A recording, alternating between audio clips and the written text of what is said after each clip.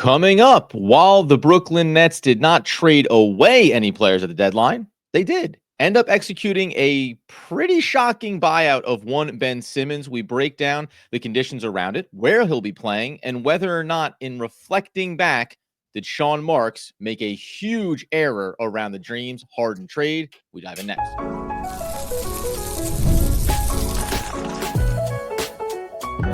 You are Locked On Nets, your daily Brooklyn Nets podcast. Part of the Locked On Podcast Network, your team every day. Yes, my friends, it is the Locked On Nets podcast, radio Locked On Podcast Network. It's your team, the Brooklyn Nets, every single day. He's Doug Norrie. I'm Adam Armbrick. We thank you, as always, for making us your first listen of the day. We are 100% free on all those great platforms. And let you know, today's episode is brought to you by FanDuel. FanDuel, right now, new customers can get $150 in bonus bets if your first $5 bet wins. Get over to FanDuel.com today. And Doug, even a little bit long-winded in the cold open of the show, because the second you say Ben Simmons, you say buyout, you remember all of the arms coming off of this over these last 2.5 seasons for the Brooklyn Nets, for Ben Simmons. A lot of ramifications buttoned up inside of this buyout in a lot of ways. Just like that, he was gone. That's I tell you what, we often 3 years later at the end of the show, but I got to tell you, Captain Ron, you pull out a Captain Ron at the front end of an episode, just chef's kiss. Fantastic. Please. I mean, not 3 years to the day. Actually, when was this trade pulled off? Let me just look real quick. This is good podcasting. Yeah, February 10th, 2022. Yeah, so almost 3 years to the day is when this trade originally was made for James Harden for Ben Simmons. We'll go through. I mean, I'll just say the whole trade at the time. The Nets got Simmons, Seth Curry, Drummond, and then they got a 2022 unprotected first. And then they deferred that to 23, and then the 27 first round pick unprotected, protected 1 through 8. So that's still to come. And the Sixers got James Harden and Paul Millsap. We'll go through like sort of what happened afterwards in this trade, because I think that is important to sort of like understand. 100%. But when we look back at the bench, I'll start here though, because it's going to get worse as we go. I'll start at the time, and this is like the whole history of the Nets starts with this. At the time, we all thought it was a good idea. Like every single thing that's happened over the last like 6 years, every single time we're like, hey, look, at the time we all thought this was a good, and then that's the caveat before and then the train went off the tracks and into the canyon and exploded, and now all we see are the smoking remains. But at the time, I remember both of us jumping on the podcast that day and saying, wow, for a guy who wanted out in Harden, who looked like he was about to submarine everything, who was basically threatening to not play as well, to get Simmons plus the picks out of Daryl Morey, did feel at the time like at least a lateral move. Maybe not a win, but at minimum, we were like, okay, we can do business with this. We got the one situation where someone else needs to get off their toxic thing, and he's an all-NBA player. Okay, that's not too bad, because it wasn't looking like that was going to be the case. The story of what happened afterwards is long and winding, but at the time, I think we all agreed that like the Simmons thing was like, oh, that was good, like kind of good business by Sean Marks. Yeah, because in that moment, the Brooklyn Nets were still a team that was in pursuit of a championship, and this thing is starting to crumble. You go and you make the big swing. We can, of course, remind everybody that at the time, we said 100 times out of 100, you'd make the James Harden trade when they went and got him, because then you made this potent offense, right? And you'd still say it was the right move to make at the time. Now that starts to go off the rails. It devolves to be at a point where, if you're Sean Marks, and I think we will critique this over the course of the episode, to say we're in a championship now mode, and we went and swung big on James Harden to take us from being like a really good team and, hey, could we make a run here, to, oh, get out of the way. Historic offensive numbers. We are going to be a team that is considered to be a favorite to win a championship. When that starts to fall apart, you're looking around for anything to try to save that, right? And was Ben Simmons, going to be the player to save that? Maybe, maybe not, but it at least gave the opportunity to maintain a similar or close to same level of expectation. So we know what happened since then, but at the time, it was something worth swinging on. It's just such a shame now when we think about what ended up happening and the health of Ben Simmons and everything that went on since then. Does feel like you keep tracing it back and you go, well, look at this mess. What became of James Harden after that. What became of these picks? What became of the Brooklyn Nets? Everybody ends up gone. The superstars are gone. And Ben Simmons ends up being the last kind of piece of that iteration of the team. Oddly enough, like he's the last remnant of we could still win a championship as currently constituted. He was technically a part of that. And now, poof, he is gone. Yeah, I remember thinking at the time too. I was like, okay, it's not Harden clearly, but he's a connector in a different way. If they're going to run transition, facilitation. Sorry, right? That's what it was, because Harden became such a facilitator when he came over to Brooklyn. I was like, oh, right, to be able to replace a little bit of that really mattered. Yeah, and it's not Harden like at all, but it's like, okay, he's going to be able to just get KD, get Kyrie in these right spots. They're going to be able to run transition. It's going to be athletic. They're going to get a little more athletic. They'll be able to defend a little better. And it'll be different. But then obviously, like, the trade gets made and he never plays that season. It's always kind of like, is he going to play? Is he not going to play? It's a total mess. That Nash is going to press conferences. He doesn't even know if he's going to play, or he kind of knows and he can't say it. It was a total disaster. It was a disaster from day one. It never worked out. Nothing ever got off the ground. He had injury issues that maybe Mark should have known about. It's hard to sometimes tell exactly like what should have been known and what shouldn't have.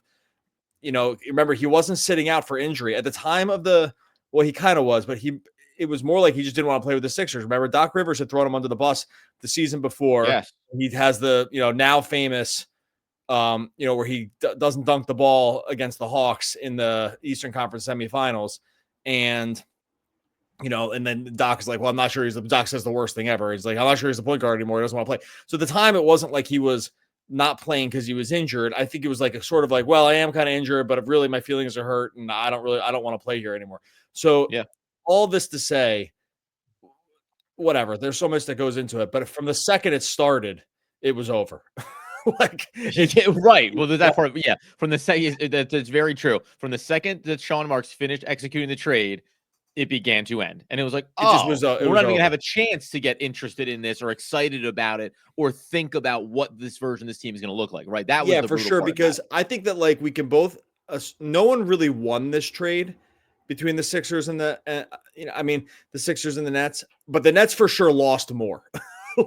I feel safe saying that, right? I don't think either team would look at this and be like, wow, we nailed it. I mean, the Sixers got considerably more out of Harden than the Nets got out of Simmons. I mean, by so much, right?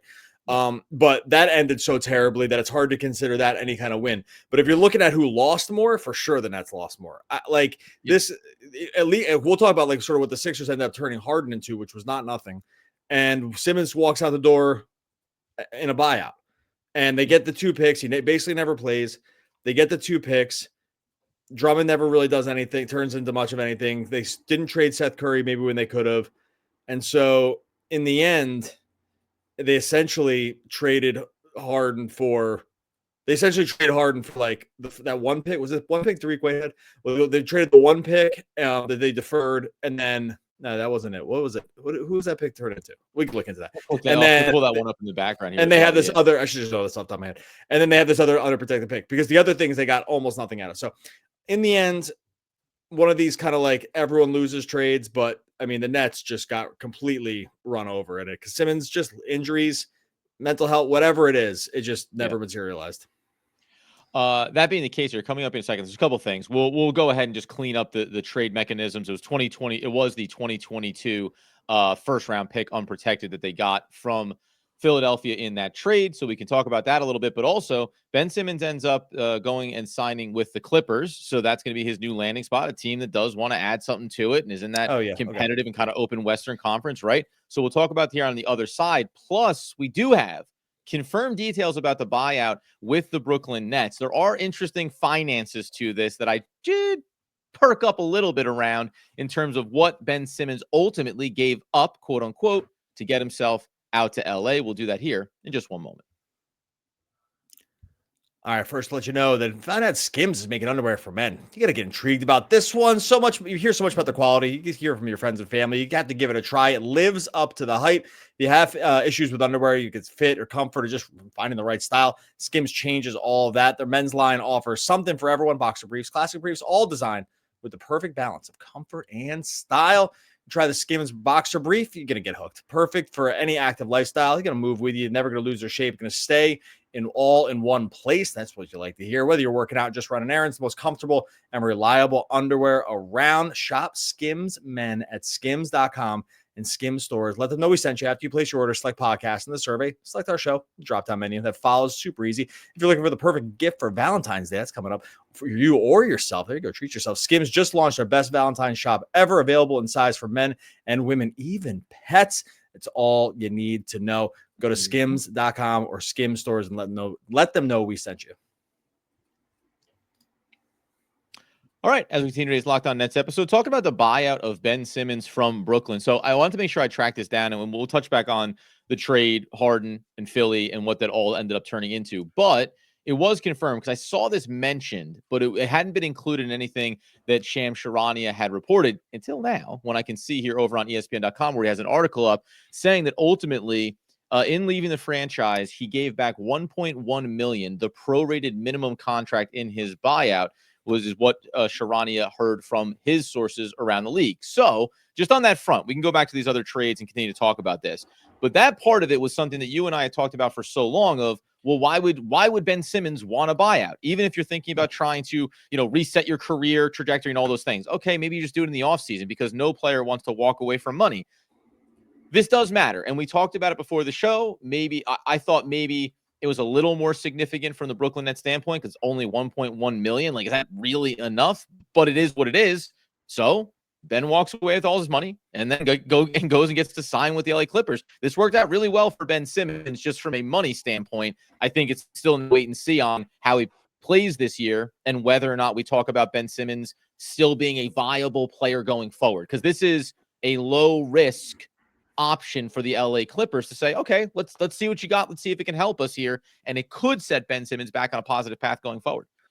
You completely buried the lead, by the way, that Harden and Simmons are on the same team. That was my bad and our bad there for not saying it right from the beginning. Because it's like obviously one of the main talking points. You know what they story said with it as they were swapping them across Philadelphia and Brooklyn. They both said, "Hey, buddy, actually, I'm really a fan of your game. It'd be great if it's a shame that this isn't going. I'd love to. Maybe someday, right? Someday. See you in a couple years. See you in LA, buddy." And by the way, that pick was Dariq Whitehead. So 2023 just threw me off. I'm like, oh yeah, that's not too long ago. But regardless, the ultimately the buyout. Look, the reason we thought that he wouldn't get bought out. By the way, sorry, I hate to jump in on you here, but just to be clear, that's 2 first-round picks that the Nets got for James Harden, and only 1 first-round pick for Luka. So you tell me who's winning trades these days. Sorry, apples to apples for sure. But like, so to only leave $1 million on the table, only in quotes, and then to go and to sign for even at a prorated version at the MLE that he's going to get because is a veteran. That's just a win for him monetarily, right? No doubt about it. And so, overall, I just never thought that part was on the table. Like, I just didn't think that it would be like, if it was just gonna be the difference of that much money, then I think for sure a buyout would have been in the cards. I was also always skeptical that there would be like a buyout market for him. So again, wrong on that one too. But when you are these teams like the Clippers that are just sort of hamstrung a bit on how you can add players and probably just need to take sort of any swing around guys like Kawhi and Harden at this point in their careers, then that makes sense. So kind of like maybe my bad for not being able to see the entire landscape, because I just didn't think either of those two things were likely enough to happen to facilitate what typically has to happen in a buyout. And this buyout market's actually pretty thin this time around. Yeah. Like, there really haven't been too much in the way of these kinds of transactions. So look, it is what it is. I never thought that they would leave. I always thought it would be a situation where it's like, well, we want you to leave, we'll buy you out, but it's got to be like a lot less than the contract. But and that's why I was like, well, why would anyone say that? Especially if there's not going to be, because the only way you ever get bought out is if you know for sure someone's signing you. Like I think Bernie Lee's is still his agent. Like, they have to know right away that they've already made the calls, right? It's like, hey, if he gets bought out, like, are you going to do this thing? And they're like, yeah. So knowing that is when it happens, because you never kind of walk into the void not knowing. So they clearly do, and really good business from the Simmons camp. Well, and by the way, this is exactly for the Clippers, right? You go, well, what's the risk here? right? Buyout market, pick them up. No risk. Okay. If it works out, works out. If it doesn't, it doesn't. So there's obviously that side of it too. If I asked you right now to set the over under, Doug, on games played by Ben Simmons in a Brooklyn Nets uniform, what would you set it at? Oh, how many did he actually play? Yeah. Was it 90? Wow. So you set it over. Not bad, because this young gentleman played in 70, 80, 88, 90 games. Did you look that up, Doug? It was 90. Sorry, I already knew the answer. Sorry, I didn't just guess that. I had read the answer before. I thought, okay. Yeah, that's my bad for not just saying that out loud. I'm not going to try to take credit for it that I just guessed it right. I already knew it was 90, and I read it before. So the over under is at 90 because the over under is at 90 because the answer is 90. So and we get a push. So 90 games for Ben Simmons. When you look back at it, he averaged 26. 26. You know what's so funny is, like, without knowing anything about the context of what's been going on for Ben Simmons and what's been going on for the Brooklyn Nets, quite frankly, if you just look back and you saw, like, take away because the game numbers, you're like, oh, he averaged, averaged 25 minutes a night for the Brooklyn Nets. Yeah. That's certainly something, right? Oh, by the way, he was doling out. He had 8 assists in his second season with Brooklyn per game. That's pretty impressive. Like, there's numbers that if you just take the snapshot coming down from Mars to planet Earth, you go, not a bad ball player. If you just took some little snippets away, you have to be watching, living, and experiencing it. And then the games do give it a ton of context when you talk about how many games he could have been in and what he ultimately played in for the Brooklyn Nets. So it's one of those things where I think that's the swing that a team like the Clippers would want to take. And it's one of the things that the Brooklyn Nets, it's the same reason the Nets took the swing when they made the trade with Harden, right? It was, yeah, if this guy can come in and his head's on right and he's happy and he wants to play, there's some good basketball that he can put behind our other two superstars. It looks starkly different as you start to peel away the stars, and then you're just left with Ben Simmons, the highest paid player on your team, maybe at one point the most talented player on your team in terms of his NBA career, and wondering, well, what do we do with this now, right? Well, I got one for you here. Okay. 12,000 minutes off the court over the last 3 seasons that he's been on the team. 12,000 minutes off the court. I mean, rounding 2,000 minutes on court. Where do you think the Nets were better or worse with him off the court or on the court? Wow. If they're better with him off the court, that'll really be something. Yeah, they were better with him on. They were both negative. Okay. They were both negative. Well, by the way, sneaky little truth here. Guess what? They're both bad numbers. They're both negatives, but they were minus 0.65 with him on and minus 1.5 with him off. So overall, he ends his career as being the Nets were statistically better with him on the court than they were off. Although I'm checking real quick. Yeah, I mean, a lot of that, half of that comes from the 2022-23 season when he played with KD and Kyrie. So so that does help him a little bit. I'm not trying to. I mean, it's overall the sample size. I mean, it gets to be 2,000 minutes, but it is the part where if you isolate. I'm doing this in real time. If you isolate Simmons with KD and Kyrie, so maybe it gets a little worse. But overall, it was just like kind of like it was the play. It was what it was, right? It was just one of these things where it wasn't horrible when he was on the court. It wasn't good. It was just was, and there just was never enough of it. And it's a shame. Like the body started to fail him right at the wrong time, and that's why we started the beginning of the episode saying, like, the higher story of the Nets over the last 5 years, 6 years has been, oh, if only this, right? Yeah. Like, if only this thing, if this thing went bad and if it had just been a little bit different like this, it would have been, a better situation. That's like, there's like 15 stories like that. Like over the last few years. Limitless from the Brooklyn Nets standpoint. Come up on the other side of this here. We'll flip it over to Sean Marks and just reflect on these 15 could have beens. Is there culpability there? Is there responsibility there? There's, of course, always going to be slings and arrows fired around moves like this because it's reflective of everything that has not panned out for Brooklyn. We'll do that here coming up in just one moment. All right, before we get to that, I'll tell you about our friends over at FanDuel. When the game tips off, NBA action just getting started. No better place to get in on that action than FanDuel, America's #1 sportsbook. With FanDuel, you can place live bets throughout the game. Even if you miss opening tip-off, you just want to bet on the fourth quarter comeback, you can stay in the action. If you're looking for a bigger payout, combine your live bets into a same-game parlay and SGP, baby. I love using FanDuel's live betting all the time because it just features every moment. It makes every single moment of the game exciting, and maybe it's going for that late game rally, pick up a player to hit a clutch 3, whatever it is, you're never going to miss your chance. Right now, new FanDuel customers and get $150 in bonus bets if your first $5 bet wins. Just visit FanDuel.com to join today. That's FanDuel.com for your shot at $150 in bonus bets. Make every moment more with FanDuel, the official sports betting partner of the NBA. All right, so to tie a pretty little bow on today's Locked On Nets episode, obviously talking about the buyout of Ben Simmons, not so much what it means in the moment. We're going to do that on our next episode, looking at what does the next 30 games of the season for Brooklyn look like. They've been doing some winning. People might not have noticed, but they have been.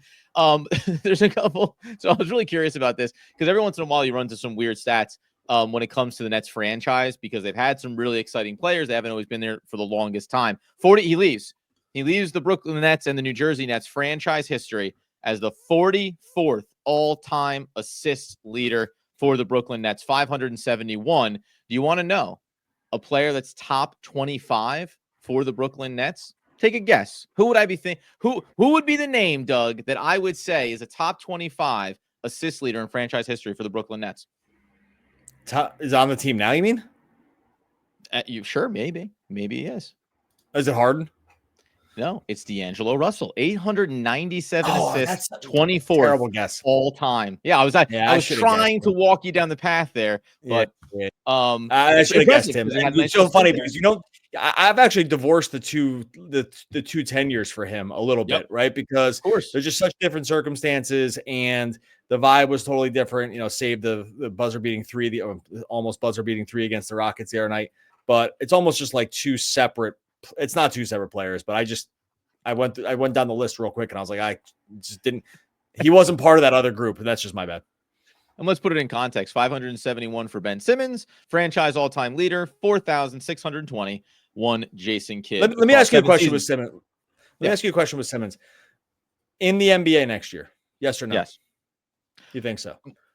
Yeah, I was answering yes. What's your question? But also yes, I do think he's in the NBA next year. My guess would be that his role, it'll be interesting to see how it unfolds with the Clippers. But I think what you're going to get is that little taste of what does it look like when he's playing with top talent. And okay, yeah, we can find a spot for him. And I think it'll come down to what Ben Simmons believes his value is and where what's the contract that he's looking for. But yes, I think a team will take a look at him for sure next season.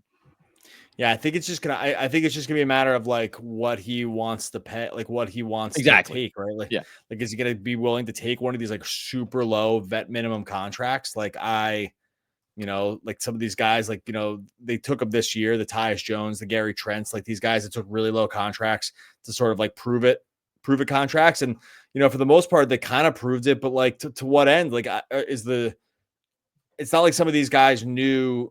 It's not like the opinions of any of these guys really changed that much. It's like they were good players, and it's just kind of with the current salary structures, it's just hard to pay a lot for these kind of like veteran guys that aren't going to be huge needle movers. And so I'm really curious what the market's going to be for him. I guess it'll like somewhat dictate like what happens to him on the Clippers, like how much he plays. Can he even break the rotation? Can he fit in? I think he kind of fits. I kind of think he kind of fits in a little bit with these guys. But I'm really fascinated to see sort of like what happens. Like I was already wrong about the buyout piece, so because my gut said that like this might be it at the end of this season, but this changes the trajectory a little bit for me, just because there's clearly, and it seems the Clippers weren't the only team either. It seems like there might have been like a mini market to try to get him. The Cavs were one of the other teams that were mentioned there. And so I don't know. I think I might have been wrong there, but again, buyout money and vet minimum stuff, like we'll see. I guess it's gonna matter. I think I'm with you, but I'm not locked into thinking it's gonna be a super cheap. Whatever it is gonna be super cheap. Well, and by the way, and it's also about like his health, and like you said, how does he play over the remainder of the season for the Clippers? There's so many elements, as it is with everything the Brooklyn Nets. There's so many facets to what went on with Ben Simmons. Yes, he didn't want to be there in Philly. Okay, fine. Then he has the injuries. Then building back up from that. It's not like those things go away, as we talked about at the time. Hey, you start getting surgeries on your back. It's not like as you get older, they go, oh, dude, the back's getting better and better, and that's really quick. We've done this numerous times when we talked about Ben Simmons. Neither Doug nor I had any vendetta against Ben Simmons. When we talked about him, it was just, it doesn't look like he's healthy enough to be out there and playing. And when he was out there playing, if he was considered to be healthy, it didn't look like the impact was good enough to warrant having him on the team, whatever it may be, or being able to help this team win real basketball games. It was just the reality of it. The fascinating thing, as you mentioned, is you're going to be on the Clippers. They're 28-23. They're in the playoff picture. And so you may see him in postseason basketball, and that may be the biggest needle mover for him and his future prospects, being healthy enough, being a part of the rotation to whatever capacity, and reminding people, hey, I can do these things when it comes to playoff basketball. Really interesting to watch when it comes to the defensive end, where you and I had both continued to kind of note, not the same defensive player that he was a handful of years ago either. Maybe it's the injuries, maybe it's health. We'll have to wait and see. From a Sean Marks standpoint, let's just make sure we round out on that. Do you have anything? Is there any culpability to this, any responsibility to this? Because I think you and I think we do a good job of talking about all sides of these type of moves and transactions and what the GMs are responsible for or not. This feels like an easy one for fans to look at and go, well, you blew it. You gave him up. You traded, the Harden trade. You let Harden walk out the door for basically a pile of junk. Yeah, some picks, but you said Tariq Whitehead, who cares? I don't view it that way. I don't think you view it that way. But is there anything that you attach to Sean Marks in terms of coulda, shoulda, woulda done it better? Maybe just say, Harden, we're not trading you. Live with it. You're going to be here. I always try to be very honest. I think we both are like this. We try to be very honest to judge things through the cloud that we saw it at the time. And so that matters with how we judge things, because anyone can just judge it after, and it's intellectually dishonest. Okay, well, I'm going to say two things here. We thought this was the right deal at the time based on the circumstances. Mm-hmm. Now, judging the deal on the outcome, it's a total loss. It's a total L. Like, he takes a huge L on this. And Marks has many of these, right? Marks has many of these on he has many W's too. He got KD, he got Kyrie. Like, those are huge, career makers. He got Harden too. He overpaid, but you overpay when you have a championship window. That's just what you do. You overpay, you go to win a championship. They didn't. That's, I think, a win, but they all come out as a loss in the end because all these guys aren't on the team anymore. I also think at this point, and maybe this is for a different episode, it's pointless to judge Sean Marks's deals here, except this is a loss. Okay, so we can do the ledger, we can figure it out. We can go W and L all the way down. Right. It's probably a few more. They haven't won any. They haven't won big, so it's a loss, right? Right. His job security seems as safe as anybody's in basketball. So I just don't. At some point, I don't even know what the point of judging the deals is, because it's like, what's happening to this guy? He's overseeing like multiple resets of the franchise, and there's been not word one that he's not the right guy for the job in Josiah's eyes. So it's like, well, like I saw someone the other day. It was like, if that's what Marks think, this is a fireable offense. I was like, dude, what do you think this guy has to do to get fired?